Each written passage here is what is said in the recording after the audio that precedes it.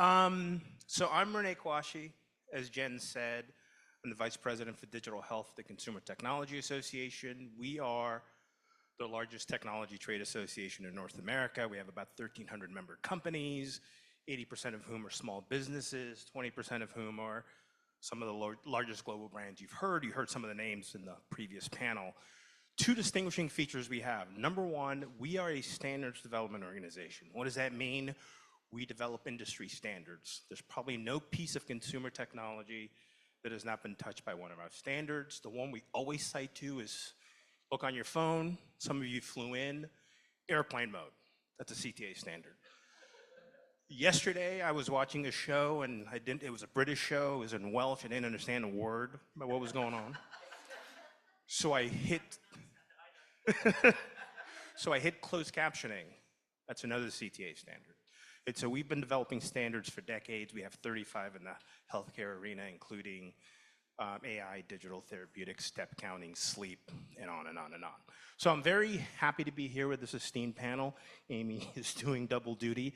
So what I'm gonna do is I'm gonna have each panelist introduce themselves and give us a minute of background, and then we'll get into the meat of the matter. Why don't we start with you, Amy? So I think you just met me, Amy Abernethy, co-founder of Highlander Health.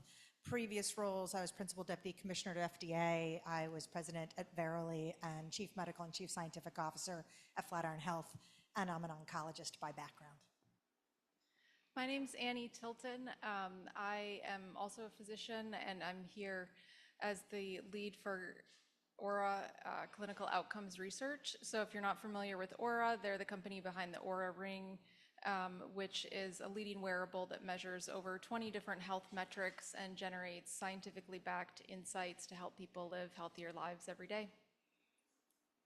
Hey everyone, Lisa Bari. I'm the head of policy and external affairs at Innovaccer, which is a health intelligence platform company with a deep history in population health and value-based care, developer of AI agents, co-pilots, and all that we'll talk about more. And then relevant to this panel, I was previously the Chief Executive Officer of Civitas Networks for Health, a national nonprofit member organization for the HIEs and the QAOs across the country. I was also the Health IT Interop and AI lead at the CMS Innovation Center prior. Thank you. My name is Matt Christiansen. I am the Chief Medical Officer and Vice President of Health Affairs at a federally qualified health center in West Virginia called Valley Health Systems. We have about 60 sites, about 200 docs, and work across West Virginia, Kentucky, and Ohio. Prior to this role, I was the State Health Officer for the state of West Virginia and the Director of the Office of Drug Control Policy, overseeing our addiction outreach and addiction programs, and I work in addiction medicine and family medicine. That's great. So as I said earlier, there's some disadvantages going last at the end of the day, but there's a great advantage, which is we've heard what other panelists have talked about and listened to their insights. So Matt, we'll start with you. What are some of the one or two big takeaways you've taken about everything you've heard today? Yeah, I've tried to reflect on that as we've gone along. I mean, I think one of the things, you know, I'm knee deep in clinical practice and administration of a large, predominantly outpatient health center. And one of the things I've taken away is really how disconnected many of our clinicians, you know, from nurses to physicians, but even to administrators are from a lot of the conversations that are happening here today and the things that we've talked about today with regards to AI, but even value-based care, measurement of health outcomes, and the need for us, I think, as a profession to really get in on the ground level with a lot of the things that are happening here. It's incredibly hard in a clinical setting to really kind of see the forest for the trees sometimes when we're so deep into doing what we've always done. We're, you know, it's a few physicians up here, but we can be very, very stubborn and slow to adopt new technologies. No. And so it's a few of us. I mean, there's a few of us that are up here, so we actually outnumber everyone else. So, but it's so I think about that a lot. I think about the implementation science. I think about how do we make sure, number one, that the products and the discussions that are being had here actually meet the needs of patients and actually meet the needs of clinicians. But then on the flip side, if something is developed that actually meets the needs through and shown through randomized controlled studies or trials or otherwise, that and patients will be willing to take on those technologies. And I think that's a huge gap that I've seen today between what's being developed, what's being discussed, and what's actually realistic in the real world in Southern West Virginia. Lisa? Yeah, I mean, I think for me, I believe that AI, especially in healthcare, is a total farce without deeply connected data, right? Like it doesn't, a parlor trick, quite frankly, and really unsafe, honestly, as well. And so this is like a through line for me throughout the last, I don't know, 12, 13 years of my career, is trying to connect those pieces of data. I'm sure many other folks here have worked on that for a long time too. You can't do any of this work without that really, really hard, almost non-technical organizational, legal, governance frameworks, et cetera, to make that happen. And so that's what I heard earlier in the day, and I think a lot of us probably agree. I'm seeing people nodding. The technology pieces aren't the important part here. Still, even more so, even more escalated, even faster, even more real in front of us. We have to connect the data to make any of this work safely. Touching a little bit on what's been said, I think there's clear consensus that it's not just about the technology that will transform healthcare, it's about making it accessible, trusted, and practical. I think there's also agreement that innovation needs to reach patients and providers in a trusted and useful way in order to be adopted at scale and have the impact that we want it to on healthcare. And, I had the opportunity to have a sneak peek of the DIME 2030 vision before today's meeting and then reflect on today's meeting. And, the kind of core elements of data, compute, connectivity, and communications, like you need all of that. And I think that my takeaway is both more is needed and hope that you can actually see that there is progress being made in all spheres and that they're starting to converge. And so I think that one of the kind of opportunities is to really press forward with the convergence. At least it's interesting when you were talking and you said data, you also pointed out the criticality of connectivity, and it's actually how these pieces come together, because as you said, AI is kind of a parlor trick without having the connectivity underneath the hood, but it's clinical connectivity, it's patient connectivity, it's being able to talk about what's going on and communicate in trustworthy ways, and that's a key part of this story. So we've talked a lot about technology, but we haven't dug really deeply into it. So if you guys were in a room with healthcare leaders, Lisa, we'll start with you. Talk to me a little bit about what are some of the technologies that leaders need to watch out for, be cognizant of, that you think are going to make an impact? I mean, in a positive way, I think it's truly anything that will help them more deeply connect their data and make it available for use at the point of care when they're working with a patient. But they need to watch out for, literally watch out for in a negative way, anything that will add to the cost basis of care without delivering any meaningful outcomes, right? At this point in time, healthcare is so expensive that when we simply add technology, something shiny and new, we just risk dramatically increasing the cost of care further. And so one of the things that I'm really hopeful for and working towards, it's not easy, not to say we have done it or solved it, is finding ways to dramatically reduce that cost basis with advanced technology like AI versus something else. Give you an example, if you've ever ridden in a Waymo, you probably know that Waymos are cool and they're getting better and potentially arguably safer than human drivers, but they're not cheaper than a car driven by a human being. And so it's great, and there are probably some benefits around safety. We'll see, jury's still out, they did release some data, but it's not totally conclusive yet. But that's not reducing the cost basis of transportation. And in the same way, access to new tools, it's not reducing the cost basis.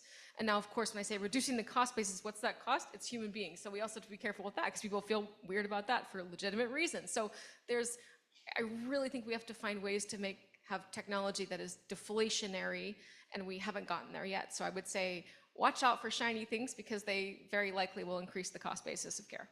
So Amy, any technologies that turn you on? Oh, there's a lot of technologies I like. So two comments here. One example of a technology that I see coming is the ability to, for example, have a chip that has a long enough battery life, it can be implanted in the arm, and basically in real time give you 130 plus metabolites continuously in real time.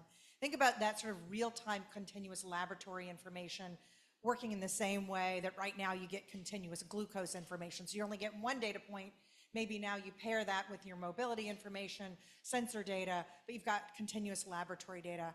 So it's a technology I mentioned because it's around the corner, and yet what we really don't have any idea of how to deal with in healthcare yet is how to help the individual who now is following 130 metabolites in real time with what that even means. Because truthfully, we've never really done that. Right. So we don't have a evidence basis to say, you know, here's how I'm going to be able to give you a solid recommendation about what to do. So the kinds of technologies that excite me are the ones that are giving us continuous longitudinal information that can be combined with many, many other data types. The thing that gives me pause is that we're going to quickly move into this strange zone where we really don't know what to do. And I'll add one more piece. Last week, I was on the phone with my doctor who said to me, well, Amy, I don't know what the number needed to treat is. And the truth is, in clinical medicine, we're still talking using evidence-based medicine parameters of the 1990s that do not apply to these zones that we're moving forward quickly to. Annie? So the technologies that get me excited are, and I'd have all healthcare leaders keep at the top of their radar, would be wearables and AI. Wearables, for one, like Oura Ring as an example, are shifting healthcare from treatment basis to preventative, and this has the potential to lower costs, engage patients more deeply in their own health outside of the clinic or outside of the hospital.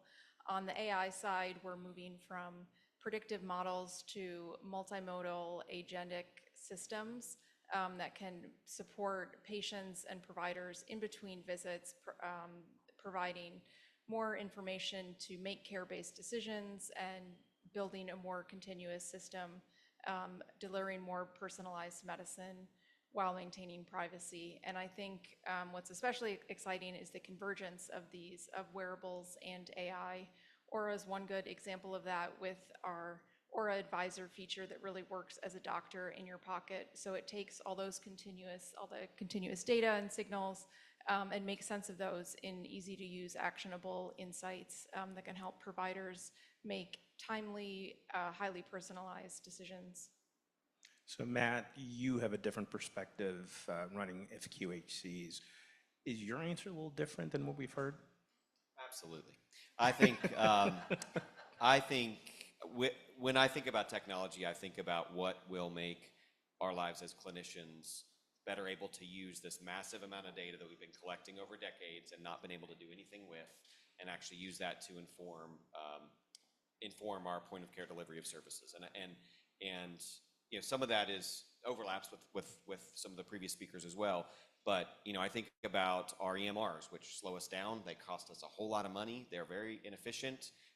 I'm the most expensive button clicker in the whole office, and we don't do anything with all that data. So really using AI to help us understand what we already have, understand what to do with what we have. My first job was 25 years ago. I think I was making $4 an hour.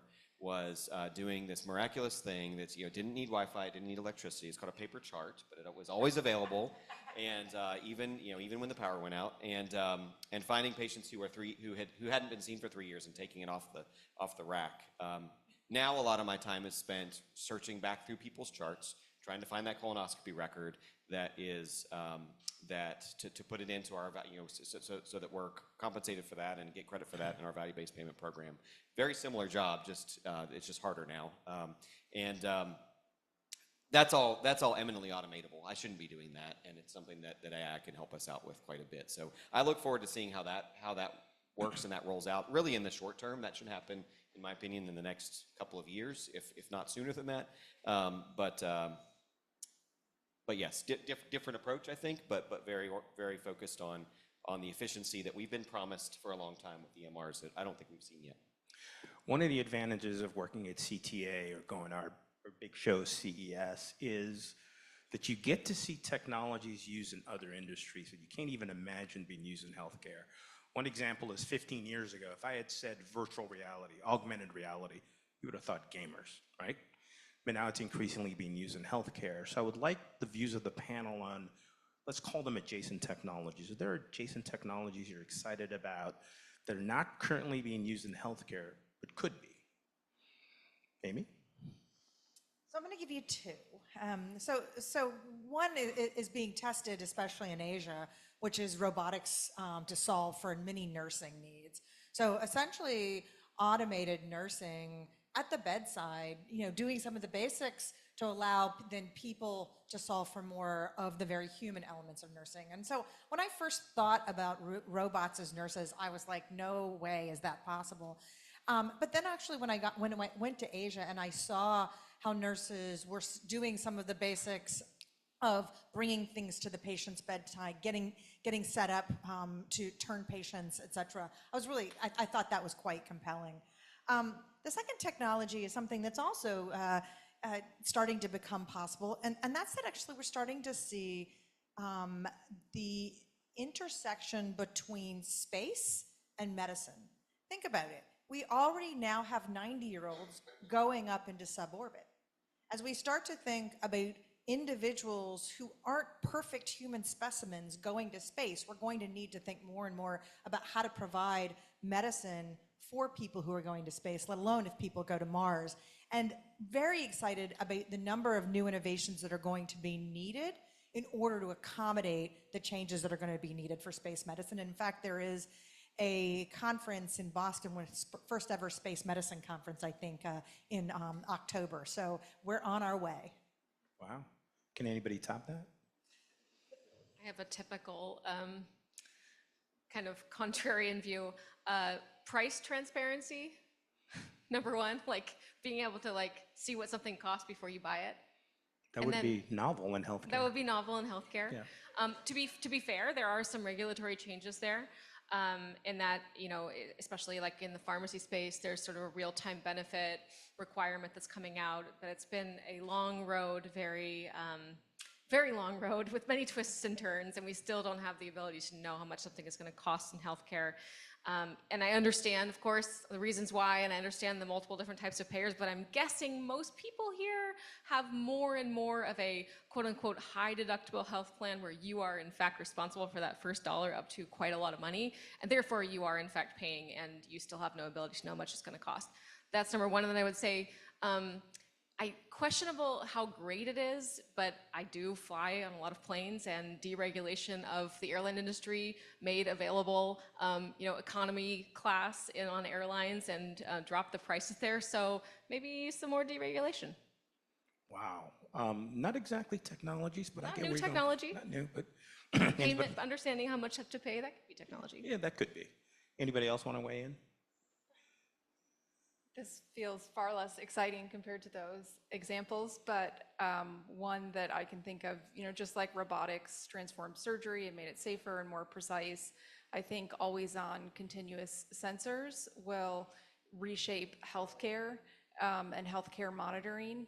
Oura, as an example, clearly I'm biased and know the most about that, so I apologize for all the examples, but it's already being used in frontier environments like the military, where it seamlessly collects data and supports readiness without disrupting any daily activities. And that could very well, that same principle could scale in healthcare, the effortless, nearly invisible collection of data that can be used to ultimately improve care and lower costs.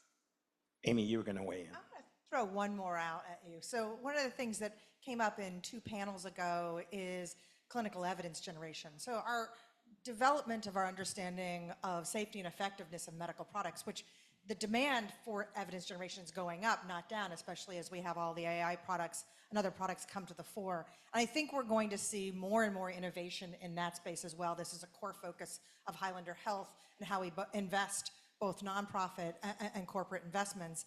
And I think where this story is going is being able to fully reuse data that currently exists in the healthcare environment, pair that with newly collected data, whether that's sensor data, more formalized clinical trial data, data such as radiology or deep biologic data, and we're going to get to a place where there's going to be a continuous mixing and matching so that we are going to have very novel evidence generation solutions.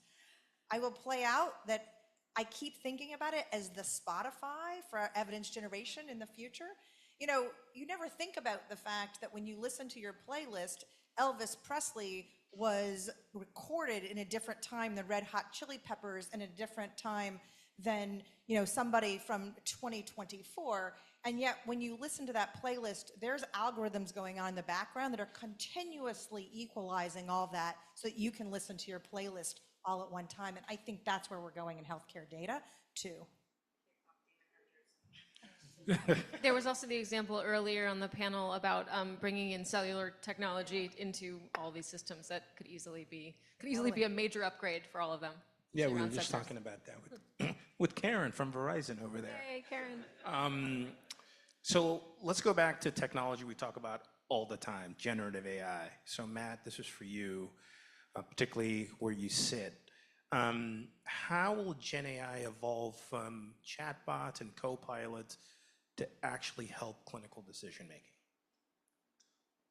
Yeah, it's a huge question. Of course, it's something that you know, the things that would be helpful for us, which is, you know, I'll speak from my standpoint over, you know, working with a large health system and a lot of clinicians, and what would be of value to us. If you brought a product to us and we would say, yes, we want that product, that's what we're going to buy today, it would, again, digest what we already have in our EMR. It would make sense out of that in either in a that allows it to be useful at the current point of care. So thinking about comparing the current data sets that we have to our value-based payment models, to our existing fee-for-service models, and really digesting that and formatting it for us in a way that makes sense.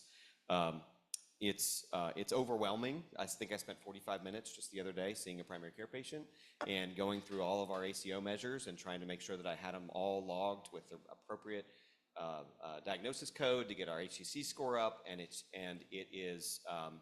I would love to say it's easy. It's not, but it is also completely automatable with the right input and sort of algorithm that would help us with that. Lisa, Gen AI thoughts? Yeah, well, I want to follow up on that, which is that those tools exist. Innovaccer was one of the companies that builds those tools, but we get back down to the cost basis and what's available to an FQHC, right? So the future is here, it's just unevenly distributed. That's absolutely it, right? You know, larger health systems that are better resourced can already access these tools that do those things. So I would say, to answer the original question, you know, generative AI specifically is good at like finding and kind of reformatting, surfacing things that are hidden. Of course, there is a very real and not solved risk of hallucination, which is happening all the time.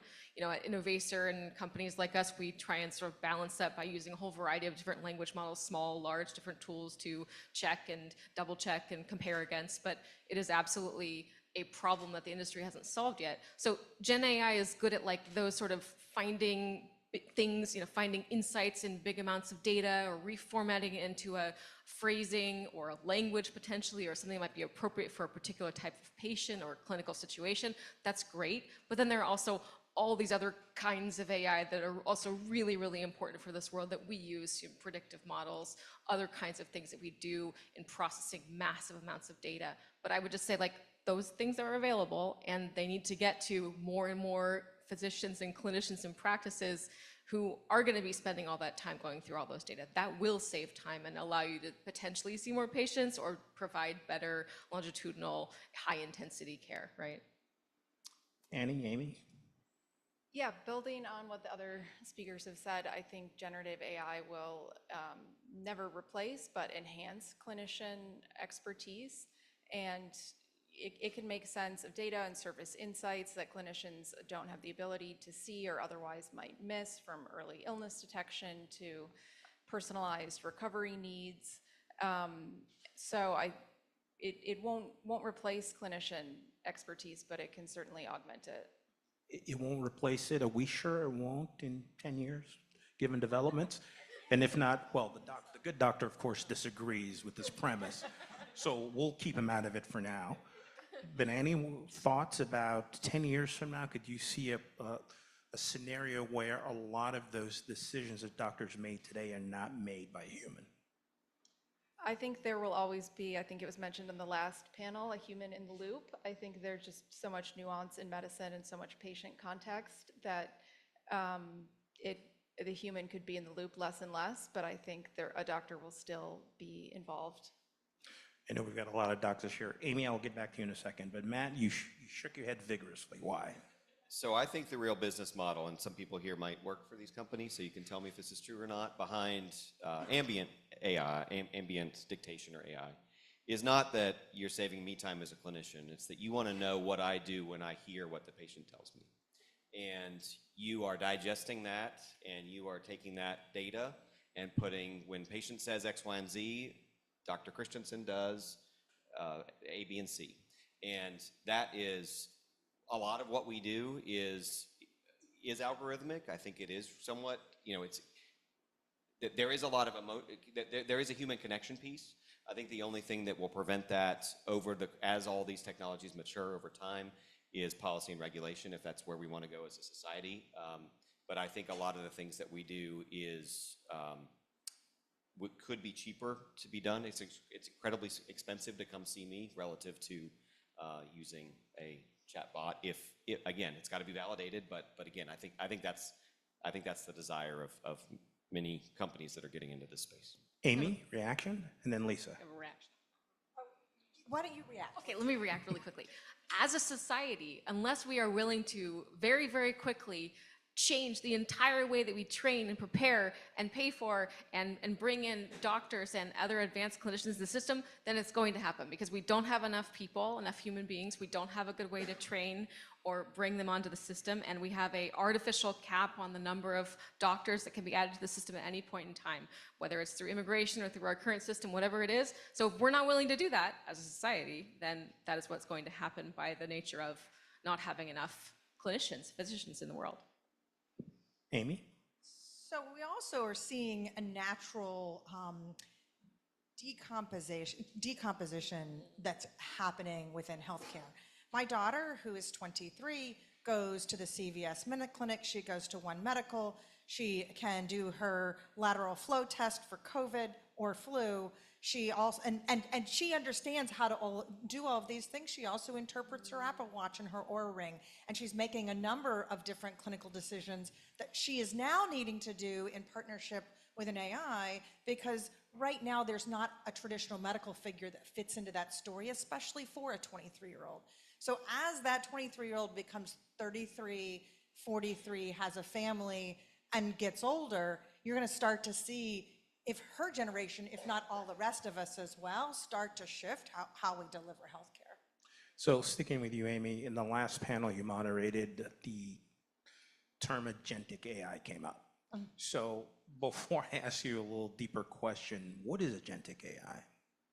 So agentic AI is essentially taking foundational models or some set of basic AI structure and now developing small, very discreetly tasked models that do a series of specific tasks.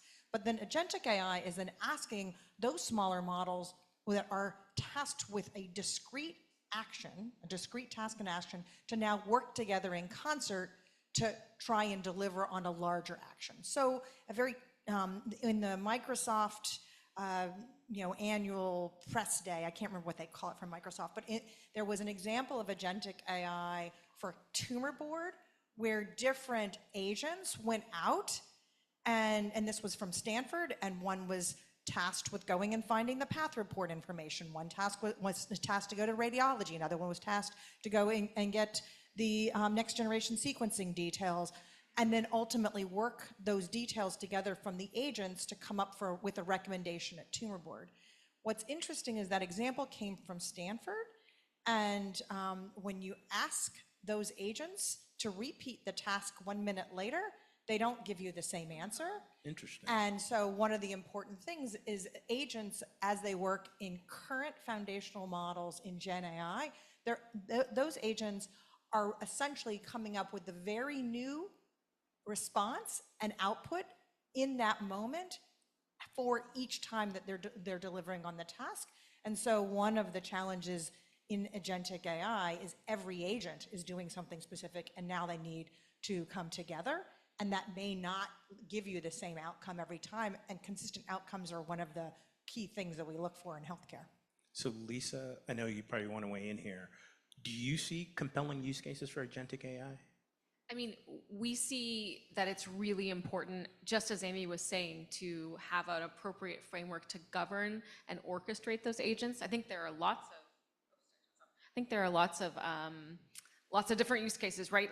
Even simple as quality reporting or producing a report, or something as complex as helping and assisting with the diagnosis. But from our perspective, you need that governance framework, you need that ability to orchestrate multiple agents, and you need that interoperability and data foundation for those agents to then operate safely, including some kind of check and balance against whatever outcome or framework or guideline, whatever it is, because you will get a different answer because of the fundamental way they're functioning using a Gen AI foundation. It's very exciting, but early days. Like, you need someone, a thing, an agent to do something in the world. And that's definitely the next obvious step that makes some of this foundational work useful. But there are lots of risks and threats and problems and need for orchestration that become even more present when you bring in a multi-agentic workflow, so to speak. Well, I hear you on all the current issues, but given that this summit is called the Healthcare 2030, could we look forward 5 years? That's just 5 years. That's like a blink of an eye. Jen, we have a lot of work to do. So can you sort of look forward 5 years and tell me by then, do you think agentic AI will be so sophisticated it will be ubiquitous in the healthcare setting? From a technology perspective, absolutely. From a interoperability and operating within a safe framework, I think it will still be a mixed bag, quite frankly, because those challenges don't get solved really quickly. You would need an absolute earthquake. I was woken up this morning by an earthquake notification from San Francisco, where I live. So earthquake, and we haven't quite had that earthquake yet. I know that was a big question here. Like, is this the moment? Is this the moment? Well, we're on the brink, right? Matt, do you want to weigh in as a working clinician in an FQHC, or this is so far paced that you don't even consider this given your day-to-day? Just trying to see some patients, you know. It's very, very basic stuff here. No, I think one of the things that is still incredibly unclear to me is that policy framework that going back to what Lisa said about where are we trying to go with this? What is our goal? And I would say this about our value-based payment programs and our outcomes measurements and all of that is, what is the goal of the healthcare system? You know, and what are we trying to achieve collectively as a society? What does government pay for through Medicare and Medicaid? What do we pay for through our commercial health insurance plans? And I think a lot of the speed with which we all, I think, want to move with technology in the right way to improve patient outcomes needs some very clear, specific guidelines in order for us to get to that destination of improved health, improved physician satisfaction. It is still very Wild West when we get, you know, leading off of some of the panel previously with the journalism panel about all the emails with the pitches they get. I get those too, but from people trying to sell me stuff that I don't really know what the value is. I don't really know how is that actually going to improve the health of the patients that I see every day. And so without that sort of clear, and I know that's part of our goal here today, is to kind of identify what that pathway or what those lanes look like. But from someone who's seeing patients and seeing that, you know, that in many times, if we don't have that light at the end of the tunnel, going off on a tangent with a specific technology really, really slows us down, and it's incredibly burdensome and bad for the organization and bad for patient outcomes. So yes, I would love to say that this will speed us up, will get us to where we need to be, to the promised land much quicker. You're a skeptic. But I am a skeptic just because I don't see the plan. I don't see the bigger vision yet. Totally get it. Just one more thing on that. So there's one way you could look at agentic workflows in healthcare. It could simply be a fancy rebranding of robotic process automation, which is where you have something that goes and actually goes in and does the drop down, does the click for you under very specific terms. That's very basic, right? Then you have things that are more interesting and complex, but then you have the problem of monitoring and existing in that framework and understanding what's actually happening. So those are two different things. When people say agentic workflows or agents, they might be referring to robotic process automation with a fancy new name, or they might be referring to something much more transformative and meaningful. It's funny, I was going to say something very similar to what Lisa just said. So right now in one of the companies that we own, a company called Target RWE, which is a longitudinal data company, and we build longitudinal data sets, registries, predominantly in liver disease, dermatology, and gastroenterology. The data includes both structured and unstructured data that needs to be curated into high quality data that can be used to understand safety and effectiveness of medical products. Well, data curation is a very, very essentially expensive and detailed task.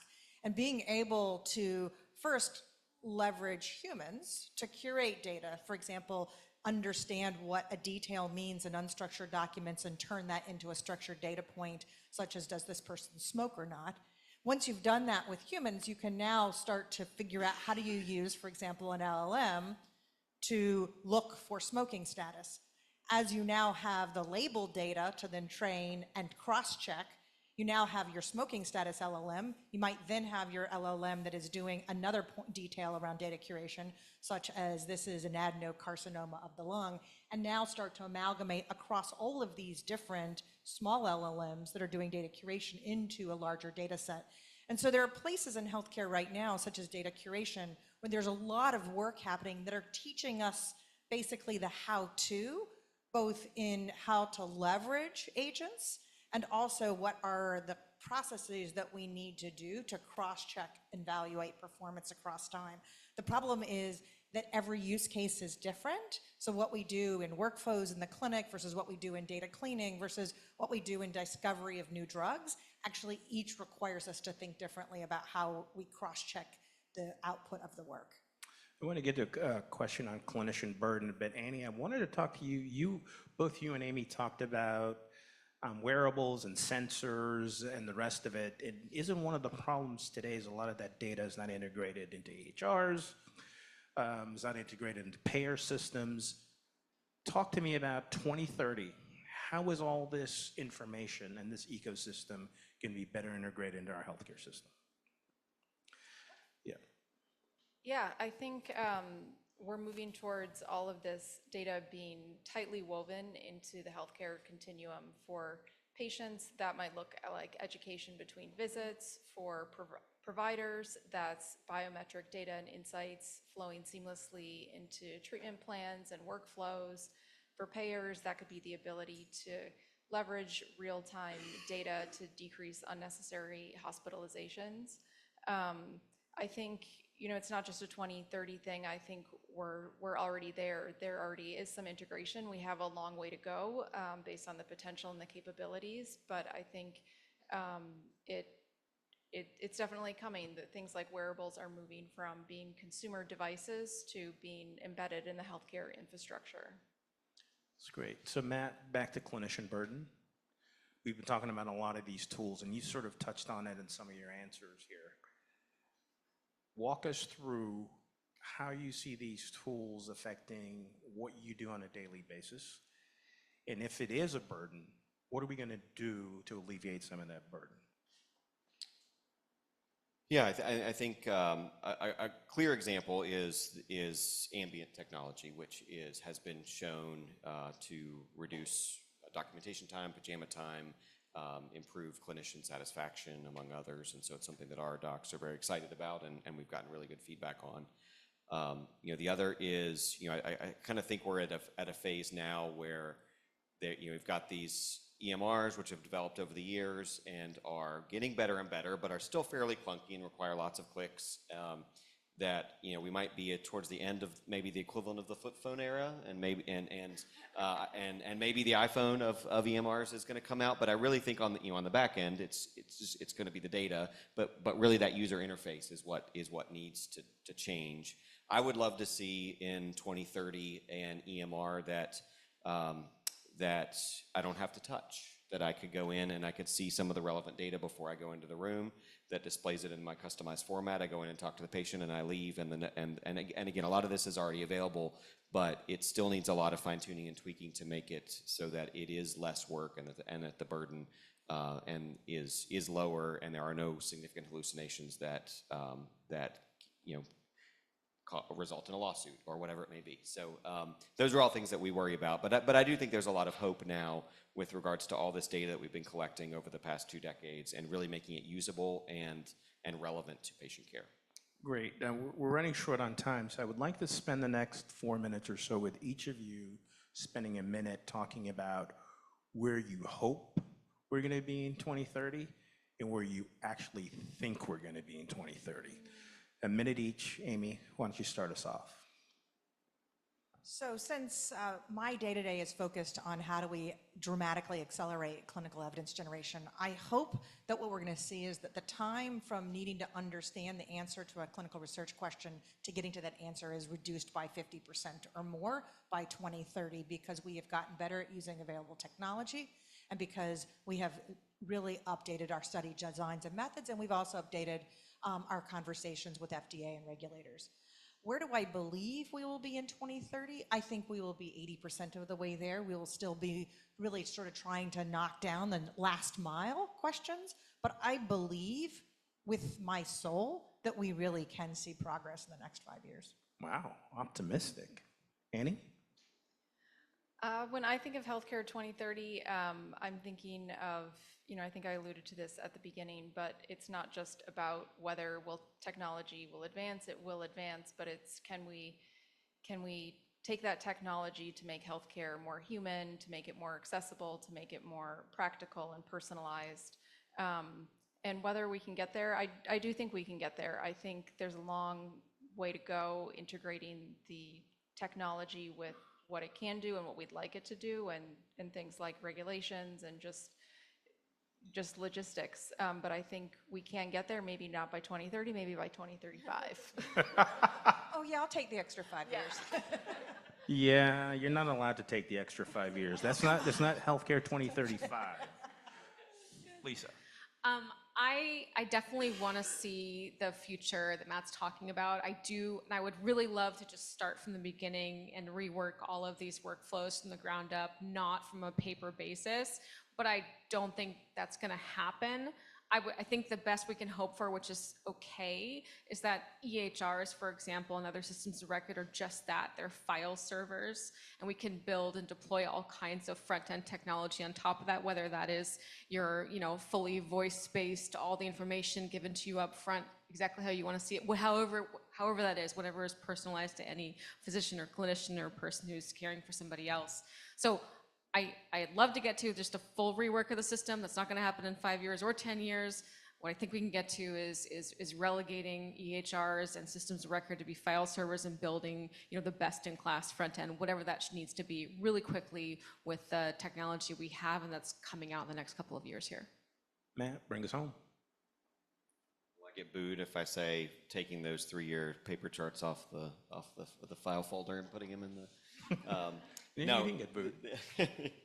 No, I think I really think making the current EMR systems that we use, where all of us are somewhat tied into the ones that we've invested in, and so making them much more user friendly on our end, giving us relevant data so that we can make good clinical decisions at the point of care. I really think price transparency and payment reform is a big piece of this, and a lot of the policy depends on really good data that I think that I know that AI and other data systems can help us pull out and make more relevant to patients as we see them. And I would love to see technology reduce health disparities between places like Denver, Colorado, and southern West Virginia, where we have the highest smoking rates, obesity rates, substance use disorder rates in the nation and in many developed countries. And so it's something that I care a lot about, and that it impacts the people, the lives that we see on a regular basis. So I'd like to see a narrowing of that gap. All right. Join me in thanking this wonderful panel.